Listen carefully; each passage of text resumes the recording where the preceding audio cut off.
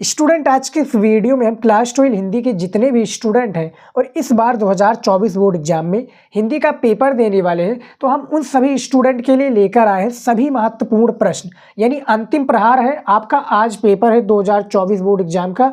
22 फरवरी है आज, और 22 फरवरी के दिन आपका हिंदी का पेपर है।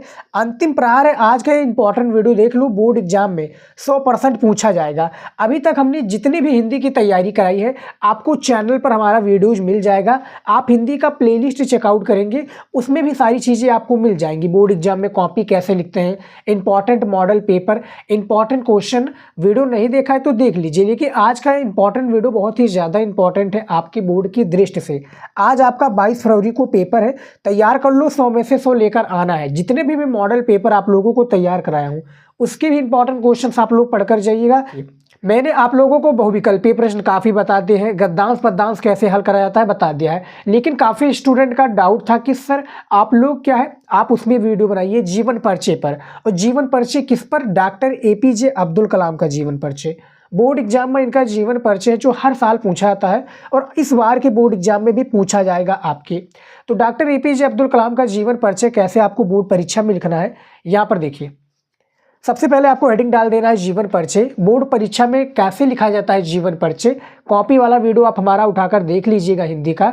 और आप जब भी कॉपी, यानी आज आपका पेपर है, तो वो वीडियो जरूर देख कर जाइएगा। काफ़ी आपको हेल्प मिलेगा कि कॉपी कैसे लिखी जाती है। कॉपी तो आप भी लिखेंगे और कॉपी एक टॉपर भी लिखेगा, तो टॉपर वाला तरीका हमने उस वीडियो में बताया है। तो जाकर वो वीडियो जरूर चेकआउट कीजिएगा, काफ़ी ज़्यादा इंपॉर्टेंट है, काफ़ी हेल्प करेगा आपकी कॉपी लिखने में। तो यहाँ पर देखिए जीवन परिचय, देखिए क्या है, कैसे लिखना है बोर्ड परीक्षा में मैं आपको दिखा देता हूँ। देखिए, डॉक्टर APJ अब्दुल कलाम का जन्म 15 अक्टूबर 1931 को तमिलनाडु के रामेश्वरम में एक भारतीय मुस्लिम, तमिलनाडु के एक रामेश्वरम में एक भारतीय मुस्लिम परिवार में हुआ। इनके पिता, यहाँ पर देखिए जो इनके पिताजी हैं किसके, डॉक्टर APJ अब्दुल कलाम जी के, जैनुल अब्दीन, यहाँ पर देखिए जैनुल अब्दीन एक नाविक थे, और उनके माता आसी अम्मा एक गृहिणी थे। यानी नाविक थे उनके पिताजी, उनके अब्दुल कलाम जी के, और उनकी जो माता जी गृहिणी थी, यानी घर का कार्य करती थी, आशी अम्मा इनकी माता का नाम है। उनके परिवार की स्थिति ठीक नहीं थी। इनकी जो परिवार की स्थिति है ठीक नहीं थी। अपनी पिता की आर्थिक मदद के लिए, यानी हेल्प करने के लिए, आर्थिक मदद के लिए, अपने घर को चलाने के लिए, एक प्रकार से मदद के लिए, बालक कलाम स्कूल के बाद समाचार पत्र, यानी समाचार पत्र जो वितरण का कार्य करते थे। कौन? Doctor APJ Abdul Kalam. 26 जुलाई 2015 को भारतीय लोगों के प्रिय और चहेते डॉक्टर अब्दुल कलाम परलोक सिधार गए। देखिए, हमने आपको बताया था, हर एक जीवन परिचय में हमने बताया, जीवन परिचय आपका सबसे ज़्यादा इंपॉर्टेंट नहीं होता जितना साहित्यिक परिचय और रचनाएं होता है। जीवन परिचय में आप संक्षिप्त परिचय की तरह भी लिख सकते हैं, जैसे कि आपका जन्म स्थान लिख दीजिए, माता पिता का नाम लिख दीजिए, इनकी मृत्यु लिख दीजिए, इनकी शिक्षा लिख दीजिए, उसके बाद में क्या है, इनकी शिक्षा क्या हुई, किस तरह से हुई, इनका जीवन किस तरह से व्यतीत हुआ, इनकी रचनाएं क्या है, उनकी साहित्यिक परिचय क्या है। इतना लिख देंगे तब भी आपको 5 नंबर एग्जामिनर देगा, एक भी नंबर नहीं काटेगा। तो जीवन परिचय में हमने बता दिया इनका जन्म कब हुआ था, 15 अक्टूबर 1931 को तमिलनाडु के रामेश्वरम में। समझ में आ गया। इनके पिता का नाम था जैनुल अब्दीन, इनकी अम्मा का, इनके एक प्रकार से इनकी माताजी का नाम था आसी अम्मा, और इनकी मृत्यु हुई थी 26 जुलाई 2015 को। अब इनकी साहित्यिक परिचय के बारे में हम बात कर लेते हैं। बोर्ड एग्जाम में जो सबसे ज़्यादा इंपॉर्टेंट होता है वो साहित्यिक परिचय होता है, कि अपने जीवन में इन्होंने किया क्या है।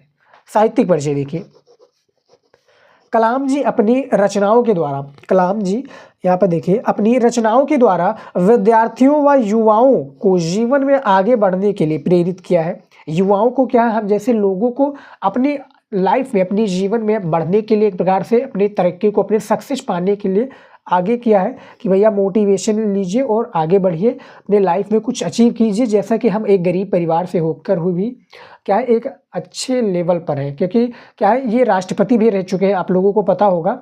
इनकी रचनाएं में देखिए, सबसे पहला है भारत की आवाज़, दूसरा है a vision for the new millennium, और तीसरा है माई जर्नी, चौथा है यहाँ पर देखिए यूनाइटेड माइंड्स, पांचवा है विंग्स ऑफ फायर, 6 है टर्निंग फ्लाइडेज, यहाँ पे देखिए फ्लाइडेज, और 7वां है हम लोगों, या देखिए क्या है, हम होंगे कामयाब, ये इनका 7वां।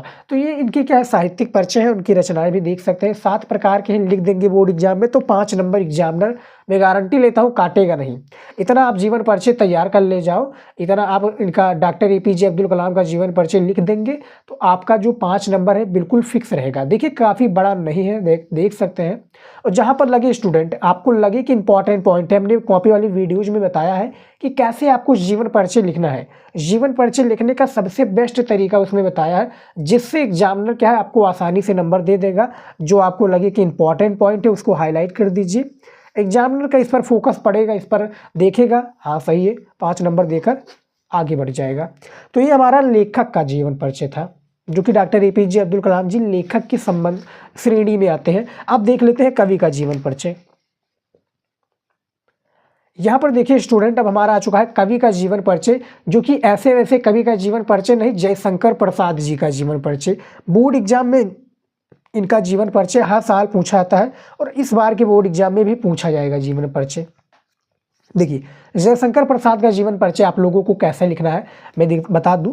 यहाँ पर देखिए जयशंकर प्रसाद का जन्म काशी के एक प्रतिष्ठित वैश्य परिवार में सन 1889 ईस्वी में हुआ था। इनके पिता का नाम देवी प्रसाद था। ये तंबाकू के, यानी जो इनके पिताजी हैं, ये तंबाकू के एक प्रसिद्ध व्यापारी थे। बचपन में ही पिता की मृत्यु हो जाने से इनकी जो प्रारंभिक शिक्षा है घर पर ही हुई। इन्होंने हिंदी, अंग्रेजी, संस्कृत, उर्दू, फारसी का गहन क्या है अध्ययन किया। यद्यपि इनका जीवन बड़ा क्या है नपा-तुला और संघर्षशील था। किनका जीवन? जयशंकर प्रसाद का।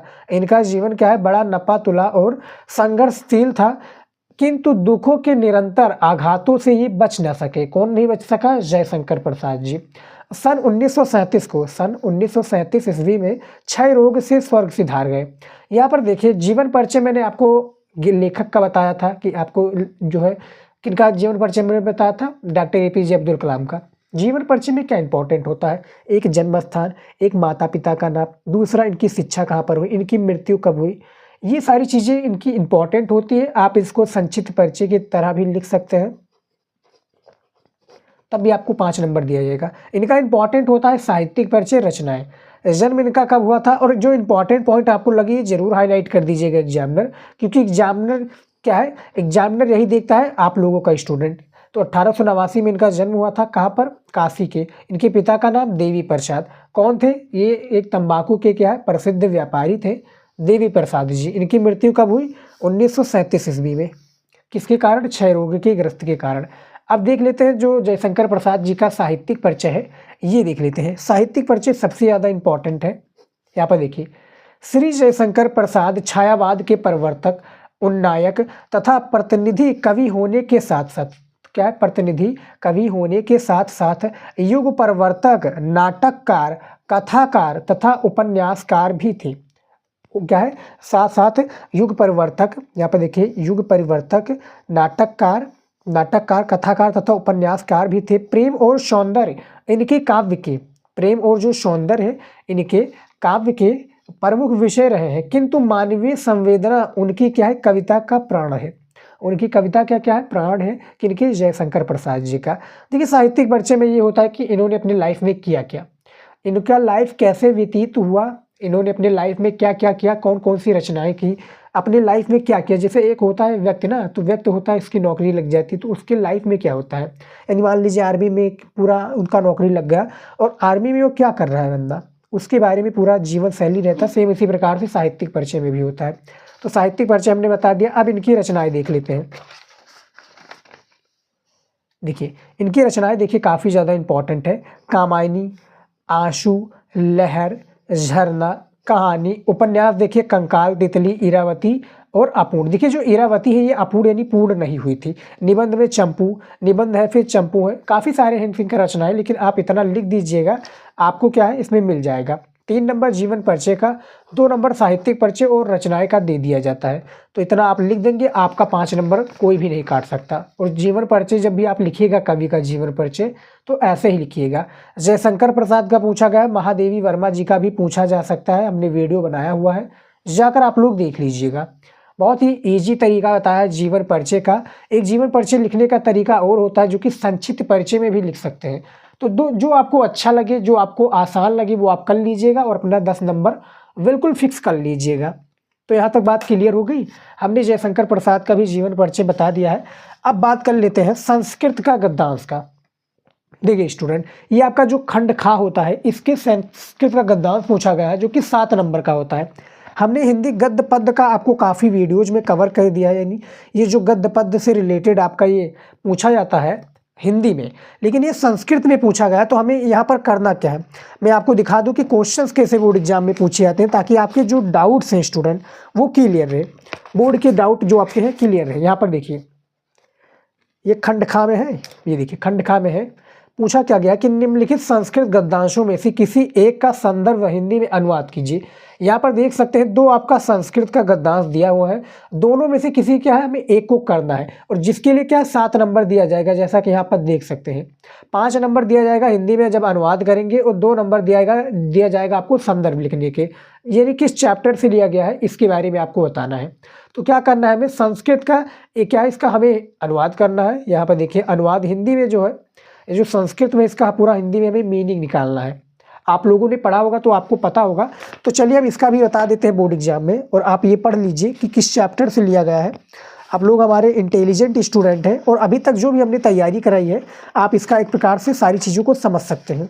बहुत ही ज़्यादा इंपॉर्टेंट है, और बोर्ड एग्जाम की दृष्टि से मैं बात करूँ तो पूछा जाता है। 7 नंबर आपको ऐसे नहीं मिलेगा, उसके लिए आपको मेहनत करना पड़ेगा, और आप लोग तो हमारे इंटेलिजेंट स्टूडेंट हैं, मेहनत भी आपके अंदर एक प्रकार से कूट कूट कर भरा है। तो यहाँ पर देखिए संस्कृत का गद्यांश है, अतीते प्रथम कल्पे जना एकम, यहाँ पे देखिए एकम भी रूप सौभाग्य प्राप्त। आपने ये पढ़ा है, यहाँ पर क्या करना है हमें संदर्भ लिखना है। तो संदर्भ हम लिखकर आपको बता देते हैं, फिर डाउट आपकी क्लियर करेंगे।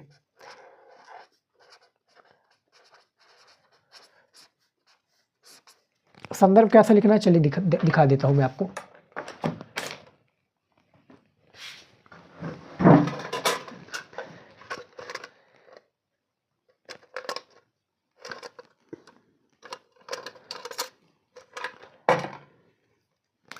देखिए संदर्भ में हमें इस तरह से लिखना है कि प्रस्तुत गद्यांश, यहाँ पर देखिए प्रस्तुत गद्यांश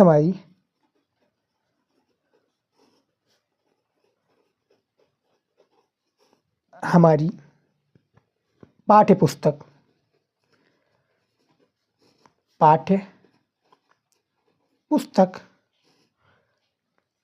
के संस्कृत भाग। अब यहाँ पर हमें क्या है काला पेन का यूज करना है। काले पेन का आप लोग यूज कर लीजिएगा, मैं आपको यहाँ पर शॉर्ट में रेड पेन से यूज करके दिखा देता हूँ। बोर्ड एग्जाम में आप कलरफुल पेन बिल्कुल भी मत यूज कीजिएगा। देखिए संस्कृत भाग के जातक कथा, यहाँ पर चैप्टर का क्या नाम है, जातक कथा चैप्टर का नाम है, जो कि उल्लू, यहाँ पर देखिए उल्लू का जातकम चैप्टर से लिया गया। जातक कथा यहाँ पर लिख देंगे हम, चैप्टर का नाम लिख देंगे। बहुत ही ईजी है संस्कृत का गद्यांश लिखना। जातक कथा पाठ के चैप्टर का नाम जैसे हमने बताया उल्लू का जातकम, तो हम इस तरह से लिख देंगे उल्लू का जात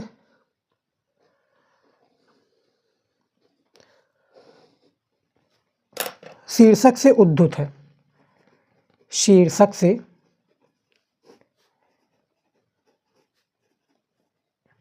यहाँ पर देखिए उद्धृत है। अब ये हमारा संदर्भ होगा। 2 नंबर हमें इस पर मिल जाएगा कि क्या लिखा है कि प्रस्तुत गद्यांश हमारी पाठ्य पुस्तक के संस्कृत भाग के जातक कथा पाठ से उल्लू का जातकम शीर्षक से क्या है ये उद्धृत है। बहुत ही सिंपल, इसमें कोई भी क्या है एक प्रकार से टफ नहीं है। 2 नंबर एग्जामिनर इस पर दे देगा। बस आपको ये पता होना चाहिए कि इसमें जो हिंदी में यानी ये जो संस्कृत में दिया हुआ इसका हिंदी में मीनिंग क्या होगा। हिंदी में मीनिंग क्या होता है मैं आपको दिखा देता हूँ। ये देखिए इसके पूरे का हिंदी का मीनिंग ये पहले से मैंने लिखकर लेकर आया था। बोर्ड एग्जाम में भी आपको सेम ऐसे ही लिखना है। अनुवाद में देखिए क्या लिखा है, प्राचीन काल के, देखिए प्राचीन काल के प्रथम कल्प, प्राचीन काल के जो प्रथम कल्प है यहाँ पर देखिए प्रथम कल्प में मनुष्यों ने एक सुंदर सौभाग्यशाली एवं समस्त सुलक्षणों से युक्त पुरुष को राजा बनाया। चौपायों ब्रेकेट में देखिए पशुओं में, पशुओं ने भी इकट्ठे होकर एक सिंह को राजा बनाया। तब पक्षियों ने हिमालय प्रदेश में एक शिलातल पर इकट्ठे होकर कहा कि मनुष्यों में राजा दिख पड़ता है। क्या है? मनुष्यों में राजा दिख पड़ता है, वैसे ही चौपायों में भी, किंतु हमारे बीच कोई राजा नहीं है। राजा के बिना रहना ठीक नहीं है। ब्रैकेट में देखिए, हमें भी किसी को राजा के पद पर नियुक्त करना चाहिए। तब उन्होंने क्या है, ब्रैकेट में देखिए, राजा की खोज में एक दूसरे पर दृष्टि दौड़ाते हुए एक उल्लू को देखकर कहा, ये हमको पसंद है। किसको देखकर कहा? उल्लू को देखकर कहा। यहाँ पर देखिए, एक दूसरे की दृष्टि दौड़ाते हुए एक उल्लू को देखकर कहा कि हमें ये पसंद है। किसके रूप में? राजा के रूप में। तो ये जो चैप्टर लिया गया है उल्लू का जातकम, जातक कथा से लिया गया है, आप लोगों को पता होगा स्टूडेंट। यहाँ पर ये जो गद्यांश था संस्कृत का, हमने पूरे का सोल्यूशन कर दिया, एक प्रकार से हिंदी में मीनिंग निकाल दिया है। जिस तरह से ट्रांसलेशन कहते हैं ना, सेम उसी प्रकार से इसको क्या है, हमने ट्रांसलेशन करके संस्कृत से इसको हमें हिंदी में कन्वर्ट कर दिया है। इसी तरीके से आपको बोर्ड एग्जाम में करना है। और देखिए, मैं आपको काफ़ी वीडियोज में कवर करके बता चुका हूँ, और आपका पेपर है आज, तो चैप्टर आप तैयार कर लीजिए। संस्कृत भाषायां महत्तम, महामना मालवीय, पंचशील सिद्धांता और एक आपका जातक कथा। ये 4 चैप्टर आप संस्कृत का तैयार कर लेते हैं, मेरी गारंटी आपका 7 नंबर कोई भी नहीं काट सकता। बस आपको ये चैप्टर्स को पढ़कर जाना है। तो ये हमारा जो है, हमारा संस्कृत का गद्यांश हमने कंप्लीट करा दिया है। अब हमारा आ जाता है संस्कृत का श्लोक। यहाँ पर देखिए, जिस तरह से हिंदी गद्य में गद्यांश होता है, सेम उसी प्रकार से पद्यांश उसमें भी होता है। यहाँ पर भी आपका पद्यांश है, लेकिन हम इसको पद्यांश भी कह सकते हैं, श्लोक भी कह सकते हैं। तो हमें इसको श्लोक कहना है। तो यहाँ पर देखिए, जो श्लोक किस चैप्टर से लिया गया है, आप लोगों को पता होगा, काफ़ी चर्चित चैप्टर है आपका। कौन सा चर्चित चैप्टर है? यही चैप्टर है चर्चित। किससे लिया गया? सुभाषित रत्नान। जो आपका सुभाषित रत्नान चैप्टर है, काफ़ी ज़्यादा इंपॉर्टेंट चैप्टर है। बोर्ड एग्जाम में इससे काफ़ी आपके एक प्रकार से क्वेश्चंस आते हैं। आप श्लोक तैयार करना चाहते हैं तो श्लोक जो है आपका एक सुभाषित रत्नान चैप्टर हो गया। एक नया चैप्टर आपकी साहित्यिक हिंदी में ऐड हुआ है, ऋतु वर्णनम। एक आपका हो जाएगा कौन सा? एक दूती वाक्यम। ये 3 आप श्लोक तैयार कर लीजिएगा चैप्टर के। सारी श्लोक को आप पढ़कर जाइएगा, 7 नंबर आपका कोई भी नहीं काट सकता। यहाँ पर दिया हुआ है, ना चौराहे, यहाँ पर देखिए, ना चौर हारे, ना चा राज हाय, ना भ्रांत, यहाँ पर देखिए भ्रात हज, ना चा भार करी। ये हमने पढ़ लिया। जैसा कि हमने बता दिया आपको, सुभाषित रत्नान से लिया गया, तो हमें क्या करना है? संदर्भ हमें इसमें भी लिखना है और इसका भी हमें हिंदी में अनुवाद करना है। स्टूडेंट, आप लोगों को पता होगा, कॉपी वाला वीडियो आप लोग जरूर देखिएगा, काफ़ी हेल्प मिलेगा आपको। यहाँ पर देखिए, प्रस्तुत श्लोक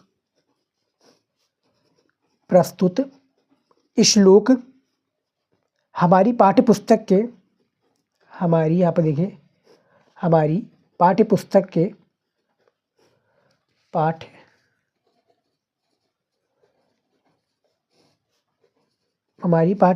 के संस्कृत भाग में, यहाँ पर हम इस तरह से लिख देंगे। यहाँ पर आपको क्या है, ब्लैक पेन का पेन करना है, यूज करना है। जो ब्लैक पेन होगा उसको यूज करना है। पुस्तक के संस्कृत भाग में संकलित,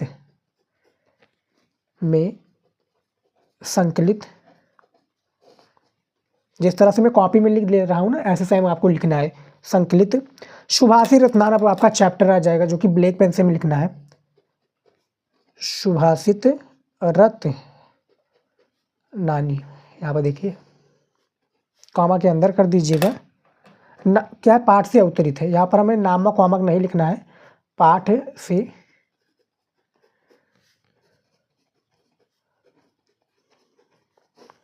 राइटिंग पे मत जाइएगा क्योंकि जल्दबाजी में है। तो संदर्भ इस तरह से आप लिखिएगा, 2 नंबर आपका इसमें भी फिक्स हो जाएगा। अब इसमें क्या है, हमें संदर्भ लिख दिया, 2 नंबर मिल जाएगा। 5 नंबर हमें किस पर मिलेगा? 5 नंबर हमें मिलेगा इसका मीनिंग बताने के लिए। जब हम इसका हिंदी में मीनिंग बता देंगे तो 5 नंबर दे देगा। तो यहाँ पर देखिए, इसका हमने पहले से मीनिंग करके लेकर आया था, ताकि आपका जो टाइम है वो वेस्ट ना हो, टाइम आपका बचे। Time is most important. देखिए, विद्या रूपी धन समस्त धनों में प्रधान, ब्रैकेट में क्या श्रेष्ठ है, क्योंकि ना तो चोर उसे चुरा सकता है, ना कि जो क्या है चोर है उसे चुरा सकता है, ना राजा उसे छीन सकता है, ना क्या है भाई बांट सकता है, और ना बोझ बनता है, ना ये क्या है बोझ बनता है, अर्थात भार रूप नहीं है, और खर्च करने में ये निरंतर बढ़ता जाता है। उसके बाद में देखिए अन्य धनों के समान घटता नहीं। कौन? ज्ञान। ज्ञान क्या है यहाँ पर देखिए? विद्या रूपी धन समस्त धनों से क्या एक प्रकार से प्रधान और श्रेष्ठ है। दिमाग जिसको हम कहते हैं, और जो ज्ञान है हमारे पास, जिसे ज्ञान है वहाँ, तभी तो हम आपको पढ़ा रहे हैं सेम इसी प्रकार से। अब आप लोग टैलेंटेड स्टूडेंट है, आपको पता होगा। तो हमारा श्लोक भी कंप्लीट हो चुका है। बहुत ही ईजी होता है। 2 आपका श्लोक दिया जाता है, 2 आपका संस्कृत का गद्यांश दिया जाता है। करना आपको एक ही है, जिसके लिए एग्जामिनर आपको 7 नंबर देता है। कैसे हल करना है हमने आपको तरीका बता दिया। इंपॉर्टेंट है, तैयार कर लीजिएगा। उसके बाद में देखिए अगला हमारा आ जाता है, यहाँ पर देखिए स्टूडेंट, अब हमारा आ चुका है क्लास 12 हिंदी व्याकरण का, क्लास 12 हिंदी व्याकरण का रस छंद अलंकार। रस छंद अलंकार लेकर आए हुए हैं, जो कि एक ही वीडियो में हम आपको बताएंगे रस छंद अलंकार के बारे में, और ट्रिक से आपका 6 नंबर बिल्कुल पक्का कर देंगे। कौन कौन से रस छंद अलंकार इंपॉर्टेंट है, ये भी हम आपको इस वीडियो में बताने वाले हैं। यहाँ पर देखिए रस छंद अलंकार 6 नंबर बिल्कुल पक्का हो जाएगा। आज के इस वीडियो को कंप्लीट आप लोग देख लो। आपका जो डाउट रहता है कि सर रस छंद अलंकार कैसे बोर्ड एग्जाम में लिखें, पूरा डाउट क्लियर हो जाएगा। एक एक 2-2 नंबर वाले जितने भी क्वेश्चन है मैं कंप्लीट करा दूंगा। यहाँ पर देखिए सबसे पहला जो हमारा है टॉपिक रस है। रस के बारे में हम पढ़ लेते हैं कि कौन कौन से रस इंपॉर्टेंट है। यहाँ पर देखिए अब हमारा आ चुका है रस। रस की बात करें तो कौन सा रस है? सबसे पहला करुण रस। बोर्ड एग्जाम में सबसे ज़्यादा इंपॉर्टेंट, सबसे चर्चित रस की बात की जाए तो वो आपका करुण रस है। काफ़ी बार हमने वीडियोज में कवर भी किया है, आप लोगों को पता होगा।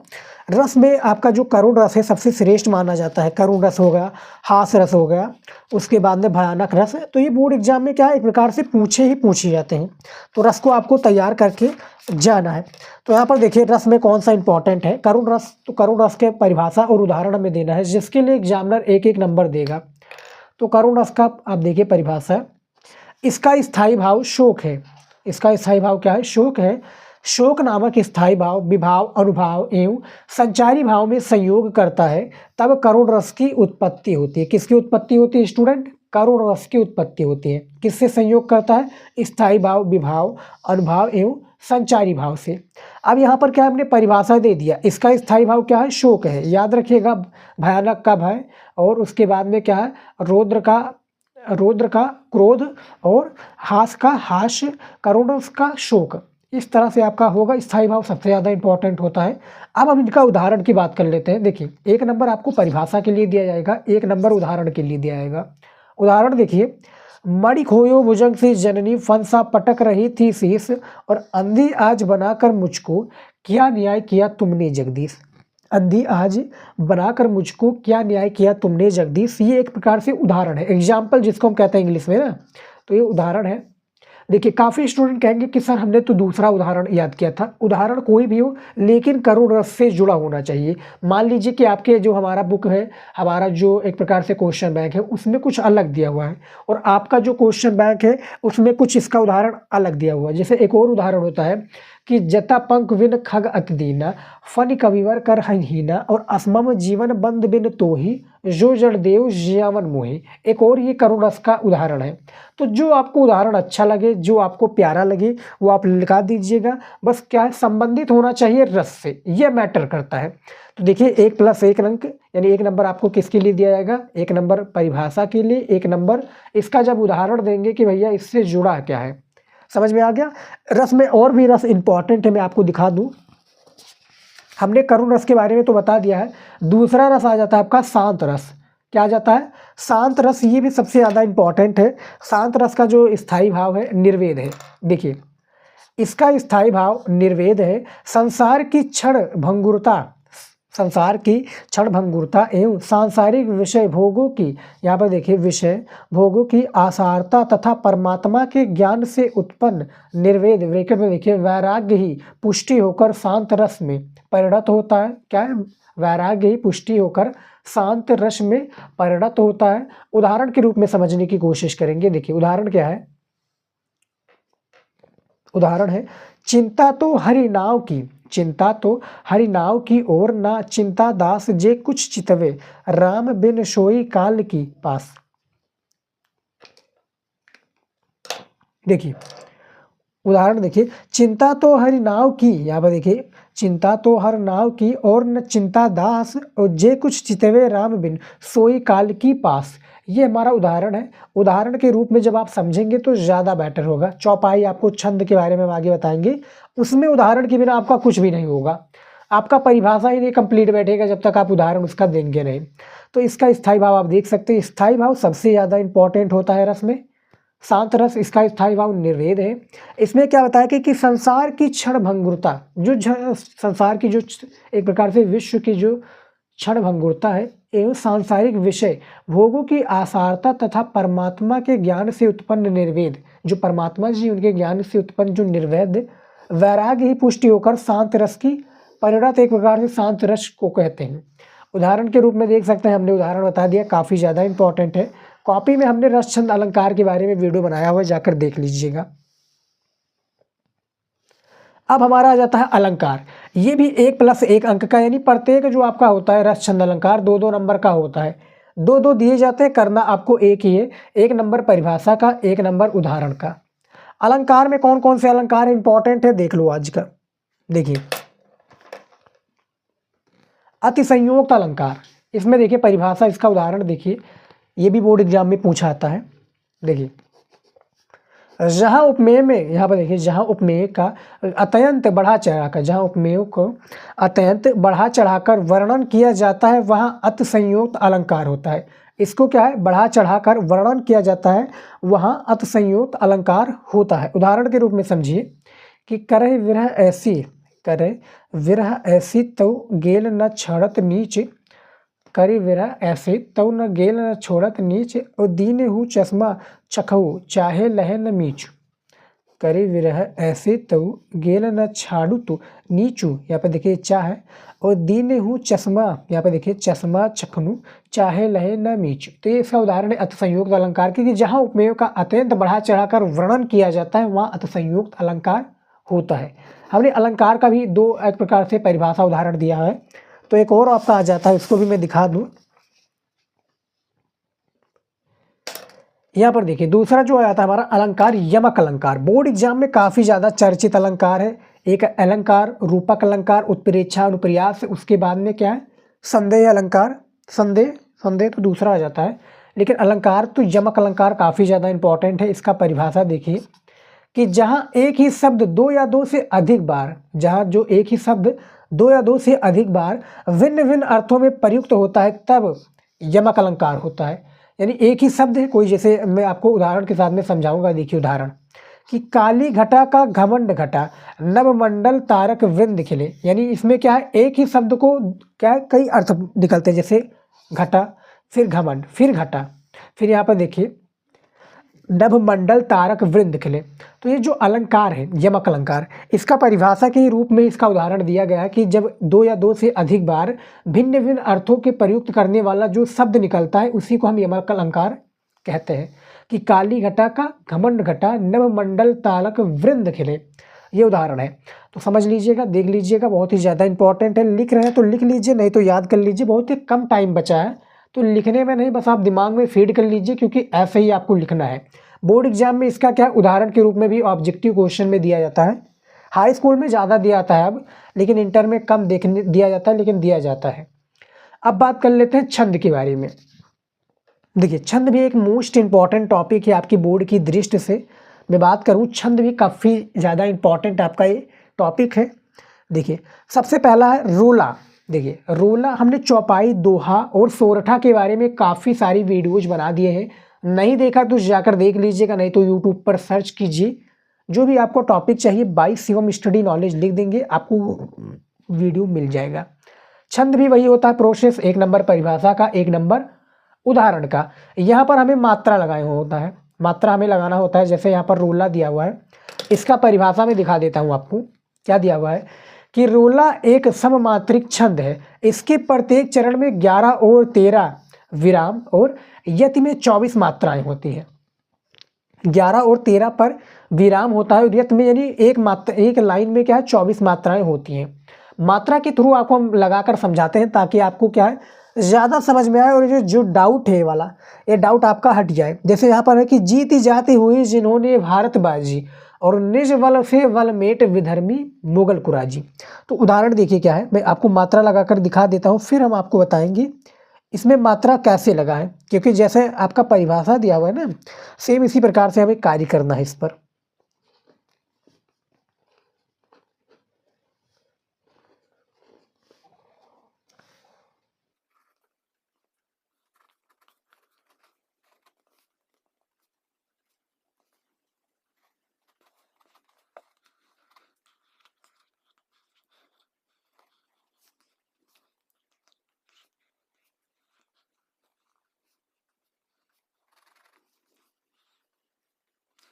देखिए अब मात्रा देखिए यहाँ पर, ये जो एस एस वाला सिंबल है ये क्या है, दो दो है। जैसे यहाँ पर देखिए क्या बताया गया, इसके प्रत्येक में 11 और 13 के विराम और 24 मात्राएं में, एक लाइन में 24 मात्राएं होंगी। तो यहाँ पर देखिए दो, ये जो एस वाला सिंबल है दो है, और ये एक है। यहाँ पर देखिए 2 2 4 2 6 2 8 8 2 10 1 11, ये 11 इसमें मात्राएं हो गई। यहाँ पर 13 होना चाहिए, 2 2 4 2 6 2 8 2 10 10 3 13, ये भी 13 मात्राएं हो गई। नीचे वाले लाइन में भी देखते हैं क्या दिया हुआ है। यहाँ पर देखिए 2 2 2 4 5 6 7 8 9 10 11, इसमें भी 11 मात्राएं हो गई।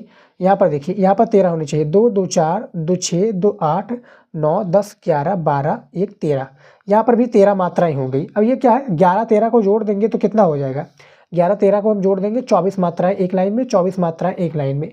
तो ये होता है रोला। रोला क्या है, हमें मात्रा के अनुसार लगाना होता है। जब मात्रा हम लगा लेते हैं उसी के अनुसार हमें परिभाषा इसका देना होता है। तो रोला को भी हमने बता दिया है, सिर्फ इसमें हमने एक ही बताया क्योंकि हमने काफ़ी बार दोहा, छंद, दोहा और सोरठा, और जो एक आपका और होता है दोहा, सोरठा, चौपाई, इसको हमने बता दिया है काफ़ी वीडियोज में। रोला को हमने नहीं बताया था, लेकिन रोला आज के इस वीडियो में कंप्लीट हो जाएगा। यहाँ पर देख सकते हैं परिभाषा के अनुसार ही आपको उदाहरण देना है। उदाहरण लिखने का सबसे बेस्ट तरीका यही है। काफ़ी स्टूडेंट हमसे पूछते थे कि कैसे छंद लिखें। अब हमारा आ चुका है एक मोस्ट इंपॉर्टेंट टॉपिक, जो कि हर एक वीडियोज में हमने कवर किया हुआ है। ये अब हमारा नया टॉपिक ऐड हुआ है 2024 के न्यू सिलेबस के अनुसार, जो साहित्यिक हिंदी है ना, साहित्यिक हिंदी में हमारा नया ऐड हुआ है। पहले सामान्य हिंदी में रहता था, लेकिन अब ये साहित्यिक हिंदी में भी आ गया है। कितने नंबर का आया है, 8 नंबर का है। काफ़ी स्टूडेंट का डाउट था कि सर जो पत्र लेखन है कैसे लिखा जाता है, तो पत्र लेखन लिखने का सबसे बेस्ट तरीका आज की इस वीडियो में जान लो। प्रश्न यही रहेगा आपका, जैसा कि प्रश्न दिया हुआ है कि पेयजल अधिकारियों को पत्र लिखिए जिसमें अनिवार्य रूप से जल प्राप्त होने की क्या शिकायत की गई हो। जो जल प्राप्त होने की शिकायत है ये की गई हो, इसके बारे में हमें बताना है। तो यहाँ पर देखिए कैसे लिखना, सारी चीज़ें यहीं से हमारा स्टार्ट हो जाता है। देखिए सेवा में श्रीमान निर्देशक मेरठ जल बोर्ड मेरठ, यानी आप जिस डिस्ट्रिक्ट के, जैसे कि आप मान लीजिए क्या है, इलाहाबाद डिस्ट्रिक्ट के हैं, या अयोध्या के हैं, या आप क्या है बहराइच के हैं, या बुलंदशहर के हैं, या आप सहारनपुर के हैं, कोई भी डिस्ट्रिक्ट के हैं, तो वहाँ पर आपको करना क्या है, अपने डिस्ट्रिक्ट का भी आप बोर्ड डाल सकते हैं। जैसे कि ये यूपी का मेरठ जल बोर्ड है, यहाँ पर आप सहारनपुर का जल बोर्ड, बहराइच का जल बोर्ड, जो आपके ज़िले में जल बोर्ड है वहाँ पर भी आप डाल सकते हैं, अपना नाम लिख सकते हैं उसमें। काफ़ी स्टूडेंट का डाउट था कि सर हम अपने लिख सकते हैं या जो बुक में दिया हो उसका, दोनों लिख सकते हैं, एग्जामिनर मना नहीं करेगा। विषय क्या है, हमें विषय तो लिखना पड़ेगा ना कि हम किस टॉपिक पर ये पत्र लिख रहे हैं, तो पत्र लिखने के लिए हमें विषय बताना है। तो पेयजल अधिकारी को जलापूर्ति यानी क्या है, पानी की कमी हेतु प्रार्थना पत्र हमें लिखना है। ये आपको ब्लैक पेन से लिख देना है। यहाँ से सारा खेल स्टार्ट होता है। यहाँ पर आप मान्यवर भी लिख सकते हैं, महोदय भी लिख सकते हैं। महोदय वेस्ट लगा, हमने लिख दिया है। देखिए अब यहाँ से आप अपने बारे में भी लिख सकते हैं, जैसा कि यहाँ पर संजय नगर दिया हुआ है, आप अपनी अनुसार लिख सकते हैं। जैसा कि मैं आपका ध्यान क्या है, संजय नगर, पांडव नगर, मेरठ में पेयजल की अनियमित जल आपूर्ति की, पेयजल यानी पानी की अनियमित जल आपूर्ति की ओर आकर्षित कराना चाहता हूं। इस क्षेत्र में प्रातः केवल 35 मिनट ही नलों में पानी आता है। पानी का दबाव बहुत कम होता है। मोटर का प्रयोग करने पर भी ऊपर की मंजिलों में पानी चढ़ नहीं पाता, यानी जो ऊपर के मंजिल है, जो घर होते हैं ना ऊपर के मंजिल, उसमें क्या है पानी नहीं पहुंच पाता, पानी नहीं चढ़ पाता। पानी की इस अनियमित आपूर्ति से क्षेत्र के नागरिकों में क्या है, रोष है, एक प्रकार से उदासी का रोष है। यहाँ पर देखिए अतः आपसे प्रार्थना है कि इस क्षेत्र में पेयजल की समुचित व्यवस्था कराने हेतु उचित कदम उठाने की कृपया करें। यानी अतः जो है आपसे प्रार्थना है कि इस क्षेत्र में जो पेयजल की समुचित व्यवस्था कराने हेतु उचित कदम उठाने की क्या है, कृपा करें। किसको कृपा करना कह रहा है स्टूडेंट, किसको कह रहा है, जो पेयजल बोर्ड है। यहाँ पर आपको धन्यवाद उसको देना है, यहाँ पर अपना आप लिख दे दीजिए धन्यवाद। दिनांक जो है आपका 22 तारीख को पेपर है, तो इस तरह से लिख दीजिएगा 22 दूसरा महीना 2024, इस तरह से लिख दीजिएगा। भावदीय भी लिख सकते हैं यहाँ पर आप, इस तरह से हस्ताक्षर अपना कीजिएगा। जैसे मेरा नाम शिवम है तो मैं यहाँ पर हस्ताक्षर अपना कर देता हूँ। यहाँ पर अपने नाम लिख दिया शिवम आर और पांडव नगर मेरठ। यहाँ पर अपना डिस्ट्रिक्ट डाल सकते हैं, जो भी डिस्ट्रिक्ट आपका हो, जैसे जो भी डिस्ट्रिक्ट में हो यहाँ पर आप अपने पेयजल के, जैसे मान लीजिए कि आप बिजली की समस्या के ऊपर, कि बिजली चली जाती है, मुझे पढ़ाई में दिक्कत होती है, तो बिजली की समस्या के ऊपर भी आप लिख सकते हैं। जो भी टॉपिक पर आपका पत्र लेखन पूछा जाएगा लिख दीजिएगा। हमने एक और वीडियो बनाया है महत्वपूर्ण पत्र लेखन जो बोर्ड एग्जाम में पूछे जाते हैं, नहीं देखा आप लोगों ने तो जाकर वो वीडियो ज़रूर देखिएगा, काफ़ी ज़्यादा इंपॉर्टेंट है। तो फिलहाल आज के इस वीडियो में इतना ही, कुछ इंपॉर्टेंट टॉपिक था और एक हमारा 2 घंटे का वीडियो आ चुका होगा, कल हमने अपलोड किया था, नहीं देखा तो जाकर देख लीजिए, काफ़ी इंपॉर्टेंट वीडियो, उसमें हमने काफ़ी सारी चीज़ों को बताया है, नई जानकारी है, जाकर देख लीजिए।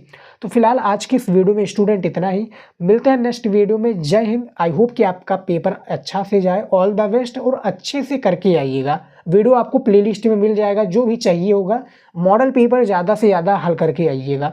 मिलता है नेक्स्ट वीडियो में नए सब्जेक्ट के साथ। जय हिंद।